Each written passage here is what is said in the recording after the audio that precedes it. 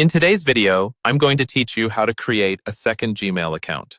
Whether you're looking to separate your work and personal emails or just need another account for whatever reason, this step-by-step guide will help you set up a new Gmail account without any hassle. First, you want to open your primary Gmail account. If you're not already logged in, head over to the main Gmail sign-in page. This is where your Gmail journey begins, so make sure you're starting from the right place. Once you're in, take a look at the top right corner of your screen. You should see your profile picture or perhaps just an initial if you haven't uploaded a photo yet. Give that a click to unveil a drop-down menu with a host of options. Among these options, you'll find one that says, Add another account. Selecting this will set the process in motion. It's a nifty feature that Gmail provides to manage multiple accounts seamlessly, all from one interface. After clicking here, you'll be directed to a new page that asks you to sign in. But hold on, instead of signing in, take a quick glance below and you'll see an option that says Create Account. Click on it. Now you have to make a choice.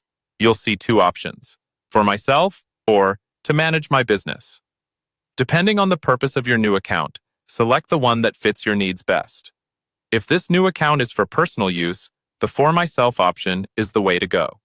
Alternatively, if it's for business purposes, go with To Manage My Business for features tailored to business users. Once you've made your selection, it's time to fill in your personal details. Enter your first and last name where prompted, and then comes the fun part, picking a new email address. Choose something memorable yet professional or whatever suits your personality or brand. Keep in mind, it needs to be unique, so it might take a couple of tries to find one that's available. After that, create a strong, secure password. Make sure it's something you'll remember, but difficult enough for others to guess.